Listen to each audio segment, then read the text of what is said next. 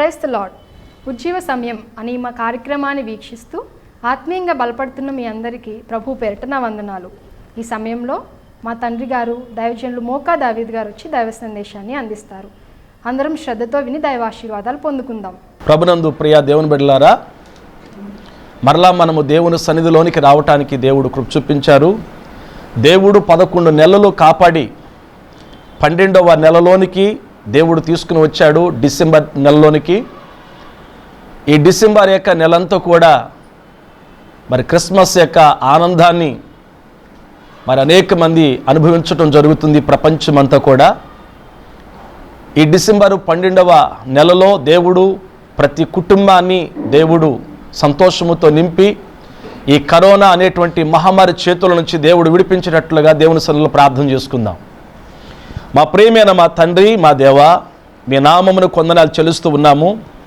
11 నెలలు కాచి కాపాడి 12వ నెల డిసెంబర్లోనికి మమ్మల్ని తీసుకుని వచ్చారు. నాయనా, ఈ నెలంతా కూడా మీ సన్నిధిని మాకు తోడుగా ఉంచండి.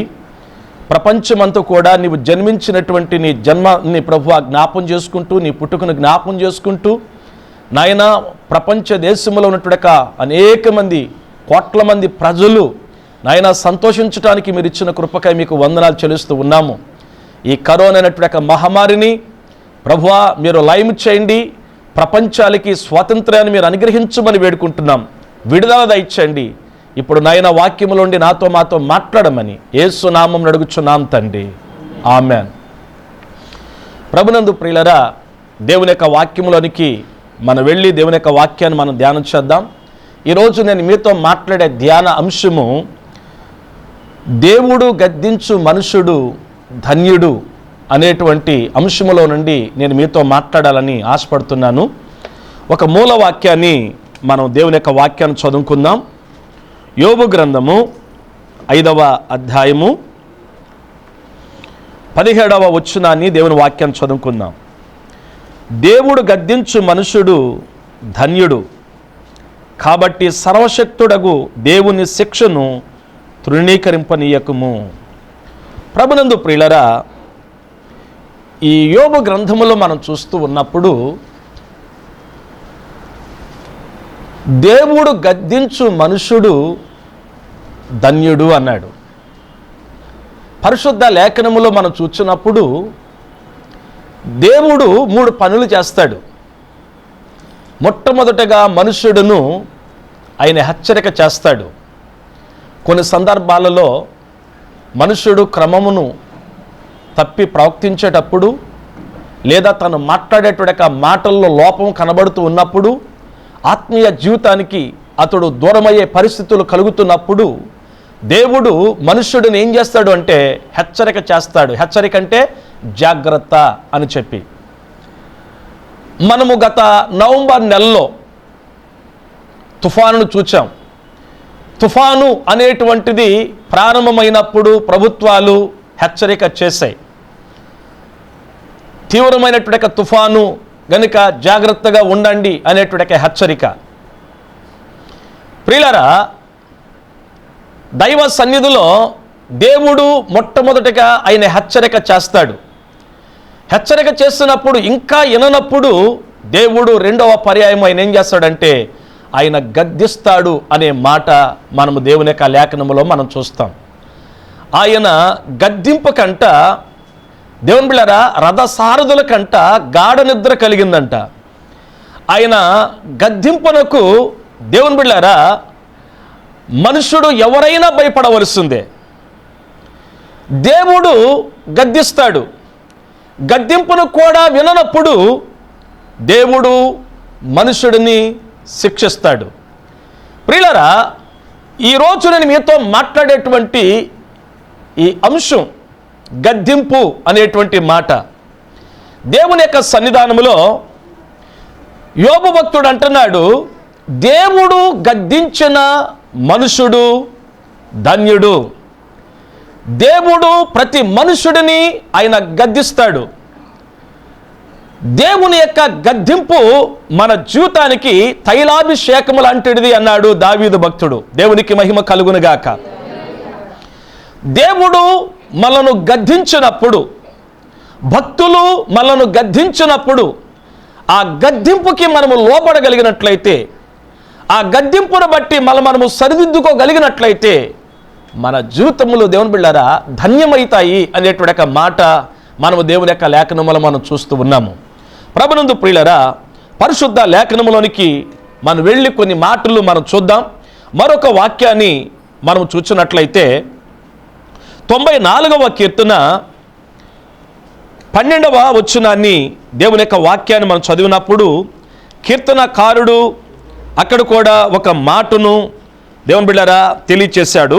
దేవుని యొక్క వాక్యాన్ని మనం చూసినప్పుడు, యెహోవా నీవు శిక్షించువాడు, నీ ధర్మశాస్త్రమును బట్టి నీవు బోధించువాడు ధన్యుడు అనే మాట కీర్తనకారుడు తెలియచేశాడు. ప్రభునందు ప్రియులరా, భక్తుడు అంటున్నాడు, యెహోవా నీవు శిక్షించినవాడు. ఆమేన్. దేవుడు మనలను గద్దిస్తాడు, దేవుడు మనలను శిక్షిస్తాడు. దేవుడు మనను శిక్షించేటప్పుడు ఆయన కక్షతో మనల్ని శిక్షించడు, క్రోధముతో ఆయన మనల్ని శిక్షించడు, మనము నాశనమైపోవాలి అని ఆయన శిక్షించడు. కానీ దేవుడు మనను ప్రేమతో శిక్షిస్తాడు. దేవుని బిడ్డలారా, ఆయన ప్రేమతో మనల్ని శిక్షిస్తాడు. ప్రేమతో శిక్షించి దేవుడు మనలను మంచి మార్గములో నడిపిస్తాడు, జీవ మార్గములో నడిపిస్తాడు, దైవ మార్గములో నడిపిస్తాడు, సమాధానకరమైనటువంటి మార్గములో ఆయన మనలను నడిపిస్తాడు. అందుకే ఇక్కడ భక్తుడు అంటున్నాడు, యెహోవా నీవు శిక్షించినవాడు, నీ ధర్మశాస్త్రమును బట్టి నీవు బోధించువాడు ధన్యుడు. దేవునామానికి మహిమ కలుగునుగాక. ఆయన మనకి బోధిస్తున్నాడు. ధర్మశాస్త్రములో నుండి దేవుడు మనకి బోధిస్తున్నాడు, క్రమాన్ని దేవుడు మనకి బోధిస్తున్నాడు. అందుకే దేవుని బిడ్డలారా, దావీదు భక్తుడు మరొక చోట దేవుని బిడ్డలారా మనం దేవుని యొక్క వాక్యాన్ని చూచినట్లయితే, దావీదు భక్తుడు కీర్తనల గ్రంథంలోనికి వెళ్ళి 32వ కీర్తన 8వ వచనాన్ని చదివితే, నీకు ఉపదేశము చేసేదను, నీవు నడవలసిన మార్గమును నీకు బోధించెదను, నీ మీద దృష్టి ఉంచి నీకు ఆలోచన చెప్పేదను. దేవుడు అంటున్నాడు, భక్తుడైన దావీదు భక్తుడి ద్వారా మాట్లాడుతూ, నీకు ఉపదేశము చేసేదను, నువ్వు నడవలసిన మార్గము నీకు నేను బోధిస్తాను. నువ్వు ఏ మార్గములో నడవాలో, ఏ మార్గములో నువ్వు జీవించాలో అది నేను నీకు నేర్పిస్తాను అని దేవుడు చెప్తున్నాడు. ఈ లోకము దేవుని బిడ్డలారా మనలను మార్గాన్ని తప్పించేటువంటి వారిగా ఉన్నారు. ఈ లోకము మనలను దైవ మార్గములో నుండి పక్కకు దేవుని బిడ్డలారా మనలను తొలగించేవారుగా ఉన్నారు. దేవుడైతే మనము దేవుని బిడ్డలారా నడవలసినటువంటి మార్గములో ఆయన దేవుని బిడ్డలారా మనకి బోధిస్తాడంట, నేర్పిస్తాడంట. ఎందుకో తెలుసా, ఆయన తన కృపా వాక్యాన్ని మనతో ఉంచి ఆయన ఏం చేస్తాడంటే, కుడికి కానీ ఎడమికి కానీ తొలగిపోకుండా తిన్నగా నడిచేటువంటి దేవుని బిడ్డలారా మార్గాన్ని దేవుడు మనకు ఏర్పాటు చేశాడు. ఆ మార్గమే మన ప్రభు అయిన యేసుక్రీస్తు వారు. హల్లెలూయా. అందుకే యేసు ప్రభువారు అన్నాడు, నేనే మార్గమును, నేనే సత్యమును, నేనే జీవమును అన్నాడు. దేవుని బిడ్డలారా ఆయనే మనకి మార్గమై ఉన్నాడు. గనుక ఆయన అంటున్నాడు, యెహోవా నీవు శిక్షించినవాడు, నీ ధర్మశాస్త్రమును బట్టి బోధించినవాడు, బోధింపబడినటువంటి వ్యక్తి ధన్యుడు అంటున్నాడు. దేవుని బిడ్డలారా దైవ సన్నిధిలో యోబు అంటున్నాడు, నీవు గద్దించిన మనుషుడు, నీవు శిక్షించిన మనుషుడు ధన్యుడు. ఆమేన్. హల్లెలూయా. దేవుడు ప్రతి మనుషుడిని క్రమశిక్షణలో పెట్టడానికి, ప్రతి మనుషుడును దేవుని బిడ్డలారా చెడుకి దూరంగా ఉండటానికి కొరకు ఆయన గద్దిస్తున్నాడు, ఆయన దేవుని బిడ్డలారా శిక్షిస్తున్నాడు. అయితే దేవుని యొక్క వాక్యాన్ని మనం చూసినట్లయితే ఈ శిక్షను దేవుని బిడ్డలారా మనము తృణీకరించకూడదు, ఈ గద్దింపును మనము త్రోసి వేయకూడదు అని దేవుని యొక్క లేఖనములో మనం చూస్తాం. హల్లెలూయా, హల్లెలూయా. ఈ గద్దింపులు మనల్ని దేవుని బిడ్డలారా ఎక్కడికి తీసుకుని వెళ్తుంది అంటే, దేవుని యొక్క వాక్యములు మనం చూసినప్పుడు సామెతల గ్రంథము 6వ అధ్యాయము 23వ వచనాన్ని దేవుని యొక్క వాక్యాన్ని మనం చదివినట్లయితే, సొలొమోను భక్తుడు ఒక చక్కటి మాట చెప్తాడు, ఆజ్ఞ దీపముగాను ఉపదేశము వెలుగుగాను ఉండును, శిక్షార్థమైన గద్దింపులు జీవ మార్గములు అన్నాడు. శిక్షార్థమైన గద్దింపులు జీవ మార్గములు అన్నాడు. దేవుని యొక్క గద్దింపులు అవి శిక్షార్థమైనవి. ఆ గద్దింపులు శిక్షార్థమైనటువంటి గద్దింపులంట మనల్ని ఎక్కడికి తీసుకుని వెళుతున్నాయంటే జీవ మార్గములోనికి మనం తీసుకుని వెళుతూ ఉన్నాయి.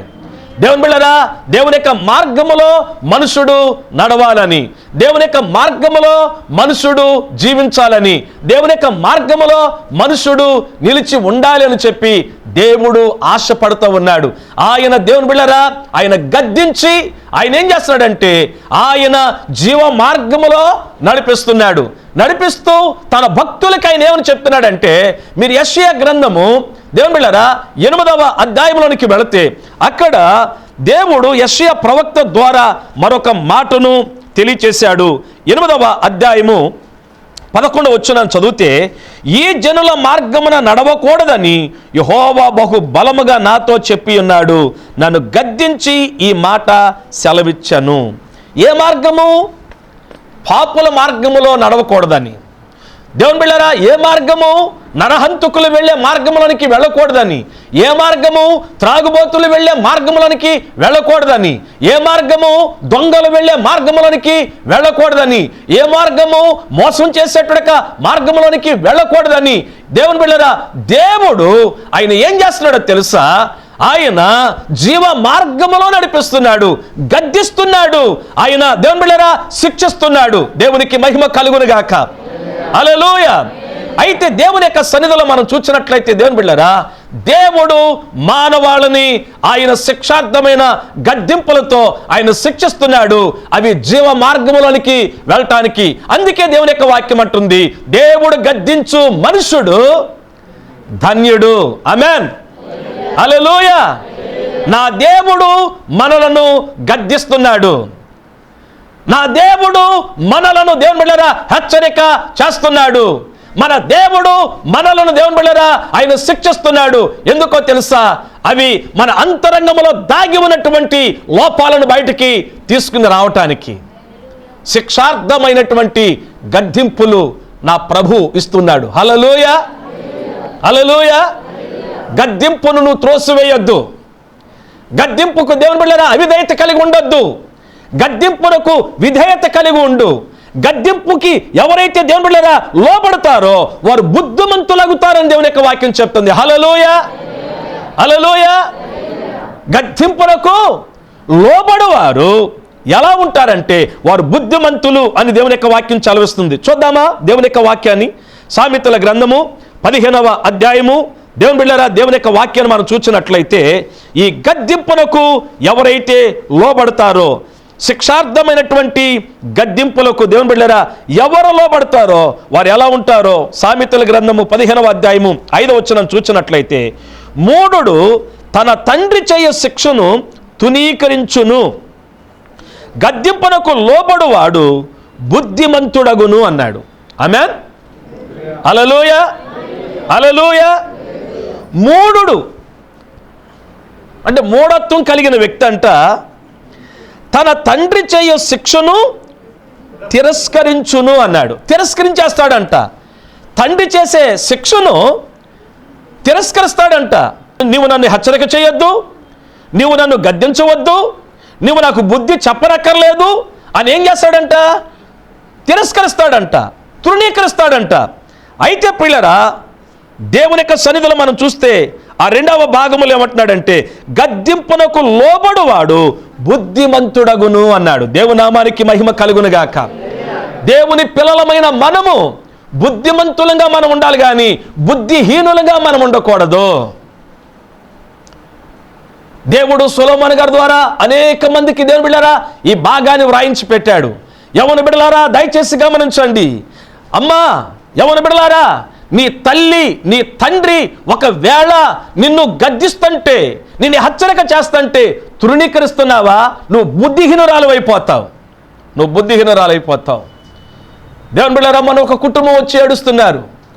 ఒక యవ్వన బిడ్డ కన్న తల్లిదండ్రుల మాట వినకుండా, అన్నదమ్ముల యొక్క మాట వినకుండా ఎవరో ఒక వ్యక్తి పరిచయం అయితే ఆ పరిచయమైనటువంటి వ్యక్తితో మాట్లాడుతూ ఉండగా ఆ పరిచయం ఎక్కడి వరకు తీసుకుని వెళ్ళిందంటే వాళ్ళు క్రమము తప్పేటట్లుగా చేసింది. అయితే ఆ విషయం తల్లిదండ్రులకి తెలిసినప్పుడు వారు గుండెలు దేవుని బిడ్డలారా బ్రద్దలయ్యాయి. వాళ్ళు బాధపడుతూ వారు కృంగిపోయారంట. అన్నదమ్ముడు నువ్వెందుకు ఇలా చేస్తున్నావు, అమ్మా నాన్న ఇలా అయిపోయారని చెప్పి అతడు కొట్టాడంట. అయినా వినలా. అర్ధరాత్రులు ఇంటి నుంచి వెళ్ళిపోయింది. ఎక్కడికి వెళ్ళిపోయిందో తెలియదు అని కంగారు పడిపోయారని. తీరా ఆ యవనస్తుడు దేవుని బిడ్డలారా వచ్చి అర్ధరాత్రుల్లో అమ్మాయిని తీసుకుని వెళ్ళిపోయాడంట. వెళ్ళిపోతే ఆ తర్వాత తెలిసింది విజయవాడలోనేనండి. పోలీస్ స్టేషన్ దగ్గరికి వెళ్ళి కూర్చుని మాట్లాడితే వాళ్ళు తాడి కట్టేసి, ఏమండి మన భారతదేశ సాంప్రదాయ ప్రకారంగా తాడి కట్టేసి మెట్లు ఇవన్నీ పెట్టేసి తీసుకొచ్చేసి మేము ఇష్టపడి పెళ్లి చేసుకున్నాం, మాకు వయసు వచ్చిందని చెప్పారంట. వేదనతో వచ్చేసారు తల్లిదండ్రులు, అన్నదమ్ముళ్ళు. వచ్చిన కాడి నుండి వాళ్ళ ఇంటికి తీసుకెళ్ళిన కాడి నుంచి ఈ రోజు వరకు అమ్మాయికి అన్నం పెట్టట్లేదంట. చిత్రహింసలు పెడుతున్నారంట. నువ్వు వెళ్ళిపోమంటున్నారంట. అబ్బాయిని అడుగుతుంటే మరి ఎందుకు నువ్వు నన్ను ఇలా చేసావంటే, నీవు నన్ను ఒత్తిడి పెట్టావు వచ్చేస్తాను అని, మా ఇంట్లో ఉండనని నువ్వు ఒత్తిడి పెడితే నేను తీసుకొచ్చి తాడి కట్టాను కానీ లేకుంటే నేను ఎందుకు కట్టేవాడిని అంటున్నాడంట. ప్రియులరా ఎంత బాధ అంటే, ఈరోజు దేవుని బిడ్డలారా దేవుని యొక్క సన్నిధిలో ఇలాంటి యొక్క రీతిలో దేవుని బిడ్డలారా జీవితాలు ఈనాడు గుండెలు బద్దలైపోతున్నాయి. కన్నా తల్లిదండ్రులకి నా 2 చేతులు జోడించి కోరుతున్నాను దేవుని బిడ్డలారా, దయచేసి ఎవరు అపార్థం చేసుకోకండి. దేవుడు మాట్లాడుతున్నాడు. యవ్వన బిడ్డలారా, నీవు నీ తండ్రి నీ తల్లి ఒకవేళ నిన్ను గద్దిస్తుంటే, నిన్ను ఖండిస్తుంటే, నిన్ను హెచ్చరిక చేస్తుంటే ఒకవేళ నీవు తృణీకరించావా నువ్వు నష్టపోతావు. ప్రభు చిత్తం అయితే నేను ఆ కుటుంబంతో వెళ్ళి మాట్లాడదాం అనుకుంటున్నానండి. ప్రార్థన చేయండి. నా అంతటా నేను ఒక దైవజనుడికి వెళ్ళి మాట్లాడదాం అనుకుంటున్నాను. ఒకసారి చేతులెత్తి యేసయ్యకి మహిమ చెల్లిద్దాం. హల్లెలూయా, హల్లెలూయా. కారణం ఏంటంటే దేవుని బిడ్డలారా, ఇష్టపడి ఇంట్లో నుండి తీసుకుని వెళ్ళాడు, కానీ వెళ్ళిన కాడ నుంచి ఆ ఆడబిడ్డని దేవుని బిడ్డలారా ఇబ్బంది పెట్టడం అనేది అది మంచి పద్ధతి కాదు. మనం చేతనైతే మేలు చేయాలి. గనుక ఎందుకో దేవుని సన్నిధిలో నాకు ఆలోచన వచ్చింది. వెళ్ళి నేను కొన్ని విషయాలు మాట్లాడి, దేవుని బిడ్డలారా ఈరోజు సమాజం ఎలా అయిపోయిందంటే అసలు ఎటు వెళ్తుందో అర్థం కానటువంటి పరిస్థితి అయిపోయింది. గనుక దైవ సన్నిధిలో ప్రియులరా మనము ఎలాంటి మరి రోజుల్లో మనం బ్రతుకుతున్నాం గనుక మనం జాగ్రత్తగా ఉండాలి. దేవుడే మళ్ళీ హెచ్చరిక చేస్తున్నాడు. తల్లిదండ్రులు మళ్ళీ హెచ్చరిక చేస్తున్నారు. అలాగే దేవుని యొక్క సన్నిధిలో దేవుళ్ళరా మందిరాల్లో, ప్రార్థన మందిరాల్లో దైవజనుల ద్వారా కూడా దేవుడు హెచ్చరిక చేస్తూ ఉన్నప్పుడు, దేవుడు గద్దిస్తున్నప్పుడు మనము లోబడినట్లయితేనంట మనం బుద్ధిమంతులం అవుతాము అన్నాడు. ఆమేన్. లోబడితే మనం బుద్ధిమంతులం అవుతాం. లోబడి ఉంటే మనం ఇంకేమవుతామంటే 32వ వచనం, ఇదే సామెతల గ్రంథం 15వ అధ్యాయం 32వ వచనంలో సొలొమోను గారు చెప్తాడు, ప్రియులరా శిక్ష నొందనొల్లని వాడు తన ప్రాణమును తృణీకరించును, గద్దింపును వినువాడు వివేకియగును అన్నాడు. వివేకి అవుతాడంట అండి. గద్దింపునకు లోబడితే నీవు వివేకం అవుతావన్నాడు. నీకు వివేకం కలుగుతుంది. అందుకే యేసుప్రభువు ఏమన్నాడు, లోకములో మీరున్నప్పుడు శిష్యులతో అంటున్నాడు, తోడేళ్లు మధ్యకి గొర్రెలు పంపుతున్నట్లుగా నేను మిమ్మల్ని పంపుచున్నాను గనుక పాము వలె వివేకము కలిగి పావురం వలె మీరు నిష్కపటలై ఉండండి. పాము ఏం కలిగి ఉంటుంది? వివేకము కలిగి ఉంటుందంట. సాధారణంగా పాము కాటేయడానికి ఇష్టపడదంట, అది తప్పుకోవడానికే చూస్తుందంట. వివేకము కలిగి ప్రవర్తించడానికే చూస్తుందంట. తప్పని పరిస్థితుల్లో తన మీద దాడి జరుగుతుంది అనుకున్నప్పుడు మాత్రమే అది దాడి చేయడానికి ఇష్టపడద్దంట. అయితే ప్రియులరా మనం ఏం కలిగి ఉండాలంటున్నాడంటే వివేకము కలిగి ఉండాలి అన్నాడు. వివేకం. ఎవరైతే దేవుని యొక్క సన్నిధానంలో దేవుని బిడ్డలారా ఆ ప్రియ ప్రభు యొక్క ఆజ్ఞకు విధేయత కలిగి ఆయన శిక్షకు లోబడతారో వారు వివేకము కలిగి నడుచుకుంటారు అన్నాడు. వివేకము కలిగి నడుచుకుంటారు. ఆ తర్వాత దేవుని యొక్క వాక్యాన్ని మనం చూసినట్లయితే దేవుని బిడ్డలారా ఈ గద్దింపున కంట మనం లోబడినట్లయితే ఏం కలుగుతుందంటే మనము దేవుని యొక్క వాక్యం చూచినట్లయితే సామెతల గ్రంథము 13వ అధ్యాయము 18వ వచనాన్ని దేవుని యొక్క వాక్యాన్ని చూచినప్పుడు, శిక్షను ఉపేక్షించు వానికి అవమాన దారిద్ర్యములు ప్రాప్తించును, గద్దింపును లక్ష్య పెట్టేవాడు ఘనత నొందును. చేతులు తీసేకి మహిమ చెల్లించి చప్పట్లు కొడదాం. హల్లెలూయా, హల్లెలూయా. ఎవరైతే ఈ గద్దింపునకు లోబడతారో, ఎవరైతే దేవుని యొక్క శిక్షకు లోబడతారో వారు ఏమి నొందుతారంట? ఘనత నొందుతారు అన్నాడు. నిన్ను నన్ను దేవుడు ఘనతలోనికి తీసుకుని వస్తాడంట. అందుచేత దేవుని బిడ్డలారా, యోబు భక్తుడు అంటున్నాడు, దేవుడు గద్దించు మనుషుడు ధన్యుడు. మరి దేవుని యొక్క వాక్యాన్ని మనం చూసినట్లయితే దేవుని బిడ్డలారా, కొన్ని విషయాలు నేను మీ దృష్టికి తీసుకురావాలని నేను ఆశపడుతున్నాను. దేవుని యొక్క సన్నిధులు మనం చూసినప్పుడు ప్రియులారా, దేవుడు గద్దించు మనుషుడు ధన్యుడు. ఈ గద్దింపుకు లోబడితే దేవుని బిడ్డలారా జీవ మార్గములో నడిపిస్తుంది. ఈ గద్దింపునకు లోబడితే దేవుని బిడ్డలారా బుద్ధిమంతులుగా మారుస్తుంది. ఈ గద్దింపునకు విధేయత కలిగి ఉంటే నీకు నాకు వివేకాన్ని కలిగిస్తుంది. ఈ గద్దింపునకు లోబడి సరిదిద్దుకొని దేవుని యొక్క మార్గములో జీవించగలిగినట్లయితే దేవుడు మనకి ఘనతను ఇస్తాడు. ఆమేన్. ఏమిస్తాడు? ఘనతనిస్తాడు. నీ తల్లి నీ తండ్రి నేను గద్దించినప్పుడు తృణీకరించవద్దు. దేవుడు గద్దించినప్పుడు తృణీకరించవద్దు. దైవజనులు గద్దించినప్పుడు తృణీకరించవద్దు. స్కూల్లో ఒకవేళ మీ యొక్క టీచర్ గద్దించినప్పుడు తృణీకరించవద్దు. పెద్దలు గద్దించినప్పుడు నీవు తృణీకరించవద్దు. దావీదు భక్తుడి గద్దింపుడు గురించి చక్కటి మాట 140 దేవుని బిడ్డలారా 1వ కీర్తనలో ఒక చక్కటి మాట ఆయన తెలియచేస్తాడు. 141వ కీర్తనలోనికి మనం వెళ్ళినప్పుడు దేవుని బిడ్డలారా 5వ వచనములో, నీతిమంతులు నన్ను కొట్టుట నాకు ఉపకారము, వారు నన్ను గద్దించుట నాకు తైలాభిషేకము, నేను అట్టి అభిషేకమును త్రోసివేయకుందునుగాక అన్నాడు. దేవుని బిడ్డలారా, ఈ గద్దింపు ఎలాంటిదంటే తైలాభిషేకము లాంటిది అన్నాడు. దేవుని బిడ్డలారా, అభిషేకంతో పోల్చాడు, తైలాభిషేకంతో పోల్చాడు, ఆశీర్వాదంతో పోల్చాడు. దేవుని బిడ్డలారా, ఈ గద్దింపునకు ఎవరైతే లోబడతారో, ఇక్కడ భక్తుడు ఏమంటున్నాడు? నీతిమంతులు నన్ను కొట్టుట నాకు ఉపకారము అన్నాడు. ఆమేన్. హల్లెలూయా. ఎవరు కొడితే ఉపకారం అంట? నీతిమంతులు నన్ను కొడితే నాకు ఉపకారం, వారు నన్ను గద్దిస్తే అది నాకు తైలాభిషేకము అన్నాడు. దావీదును దేవుడు గద్దించాడు. ఎప్పుడో తెలుసా?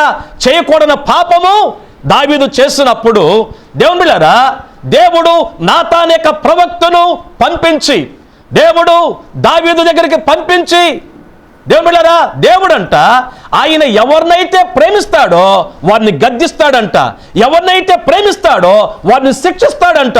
దావీదును దేవుడు ప్రేమించాడు గనుక దావీదు ఒకప్పుడు దేవుని యొక్క హృదయానుసారుడుగా, దేవునికి ఇష్టానుసారంగా జీవించాడు. అలాంటి యొక్క దావీదు ఎప్పుడైతే దేవుని బిడ్డలారా చూడకూడని దృశ్యం చూచి, చేయకూడని పాపం చేసి, ఆ పాపం కొరకు మరొక హత్య చేసి దాన్ని కప్పు పుచ్చుకోవాలని చెప్పి చూశాడు. ఎవరో? దావీదు. కప్పు పుచ్చుకోవాలని ఎంత చూచినా ఉండదండి. నీ పాపాన్ని నేను వెల్లడి చేస్తాను అన్నాడు దేవుడు. నీ రహస్యాన్ని నేను వెల్లడి చేస్తాను అన్నాడు. వారి పాపములు వారిని తరుము పట్టును అన్నాడు.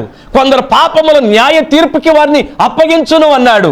దేవుని యొక్క సన్నిధిలో ప్రియులరా దావీదు భక్తుడు అనుకున్నాడు, ఈ పాపాన్ని దాచిపెట్టేద్దాం, ఈ హత్యను దాచిపెట్టేద్దాం అనుకున్నాడు. అయితే దేవుని బిడ్డలారా దేవుడు ఏం చేశాడు తెలుసా? దావీదును ప్రేమించి, దావీదును దేవుని బిడ్డలారా ఆయన శిక్షించడానికి ఇష్టపడి ఏం చేశాడు తెలుసా? నాతాన్ యొక్క ప్రవక్తను పంపించట్టున్నాడు. నాతాను నా హృదయానుసారుడైనటువంటి మనుషుడు, నా చిత్తాన్ని నెరవేర్చగలిగిన మనుషుడు, నన్ను సంతోషపెట్టే నా కుమారుడు దావీదు చూడకూడని దృశ్యం చూచాడు, చేయకూడని పాపం చేశాడు. మరి ఆ పాపాన్ని కప్పుపుచ్చుకోవడానికి ఇంకొక పాపం చేశాడంటే పాపం మీద పాపం. అయితే నేను అతన్ని శిక్షించాలనుకుంటున్నాను, నువ్వు వెళ్ళి నేను చెప్పిన మాట ప్రకారంగా వెళ్ళి దావీదును గద్దించమన్నాడు దేవుడు. ఆమేన్. హల్లెలూయా. నాతాన్ యొక్క ప్రవక్తను దేవుడు పంపించినప్పుడు నాతాన్ యొక్క ప్రవక్త వచ్చి దావీదు దగ్గరకు వచ్చి అంటున్నాడు, దావీదు గారు నీకొక కథ చెప్పాలయ్యా. ఏంటి అనగనగా ఒక ఊర్లో ఒక ధనవంతుడు, ఒక పేదవాడు. ఆ పేదవాడికి చిన్న ఆడగొర్రె పిల్ల ఉంది, ధనవంతుడికి విస్తారమైన సంపద ఉంది, విస్తారమైనటువంటి గొర్రెల మందలు ఉన్నాయి. అయితే ధనవంతుడి ఇంటికి ఒక వ్యక్తి వచ్చాడండి. అయితే అతనికి భోజనం పెట్టడానికి కోసం ధనవంతుడు తన గొర్రెల్లో ఉన్నట్టుడక మరి గొర్రెల్లో కానీ మేకల్లో కానీ ఏది కూడా ముట్టుకోకుండా పేదవాడైనట్టుడక ఆడ మరి గొర్రె పిల్ల ఆయన దగ్గర ఉంటే దాన్ని బలత్కారంగా తీసుకుని వచ్చి వధించేశాడయ్యా. అతడు ఏడుస్తున్నాడయ్యా. అంటే ఆ కథ విన్నట్టుడక దావీదు భక్తుడు అనుకుంటున్నాడు, ధర్మశాస్త్రం ఏమని చెప్పింది, ఎవరైనా అన్యాయంగా ఒకటి తీసుకుంటే 4 ఇమ్మని ధర్మశాస్త్రం చెప్పింది కదా. ఇలాంటి కార్యం చేసిన మనుషుడు 4 వంతులు చెల్లించాలి, రెండోది శిక్షకి అతడు పాత్రుడు అని తీర్పు తీర్చాడండి. తీర్పు తీర్చినప్పుడు దేవుడు అన్నాడు నాతాను ప్రవక్త ద్వారా, ఆ మనుషుడు ఎవడో కాదు, ఆ మనుషుడు నీవే. నీకింత ఆస్తుంది, నేను ఇంతగా నేను దీవించాను, ఇంతగా నీకు ఇచ్చాను, మంచి కుటుంబం ఇచ్చాను, మంచి భార్యనిచ్చాను, మంచి పిల్లలు ఇచ్చాను, సమృద్ధిని ఆశీర్వాదాలు ఇచ్చాను. ఇంక ఎందుకు నువ్వు ఇలాంటి బలహీనమైన పనులు, ఎందుకు న్యాయానికి విరుద్ధమైన పనులు, ఎందుకు చట్టానికి విరుద్ధమైన పనులు, ఎందుకు నువ్వు దేవునికి విరుద్ధమైన కార్యం చేశావు అన్నప్పుడు దావీదు భక్తుడు ఏమన్నాడు తెలుసా, నేనెక్కడ చేశాను, నన్నెవడు చూశాడు అల్లా ఏమన్నాడు తెలుసా, చూచుచున్న దేవుడు నా రహస్య పాపములు ఆయన ముఖకాంతిలో కనబడుతున్నాయి, నేను రహస్యంగా పాపం చేసింది నిజమే అని ఒప్పుకున్నాడు. అందుకే దావీదు భక్తుడు అంటున్నాడు, నీతిమంతులు నన్ను కొట్టుట నాకు ఉపకారం, వారు నన్ను గద్దించుట నాకు తైలాభిషేకము అన్నాడు. ఇట్టి తైలాభిషేకమును నేను త్రోసి వేయకుందునుగాక అన్నాడు. ప్రియ సహోదరి సహోదరుడా, దేవుడు పాపము చేసే వారిని ఆయన గద్దిస్తాడు అని దేవుని యొక్క వాక్యములో వ్రాయబడింది. మిగతా విషయాలు నెక్స్ట్ పాఠములో మరలా నేను మీకు ఈ గద్దింపుల గురించి తెలియచేయాలని ఆశపడుతున్నాను. అందరూ మరలా దేవుని యొక్క వాక్యాన్ని వినాలని ప్రేమతో నేను మనం చేస్తూ ఉన్నాను. దేవుడి వాక్యం ద్వారా మనందరూ దీవించునుగాక. ఆమేన్. మా అడ్రస్ పాస్టర్ మోకా దావిద్ గారు, చర్చ్ ఆఫ్ గాడ్ ప్రార్థనా మందిరం, సోనో విజన్ ప్రక్క, నూకల్ రామచంద్రరావు వీధి, పటమట, విజయవాడ.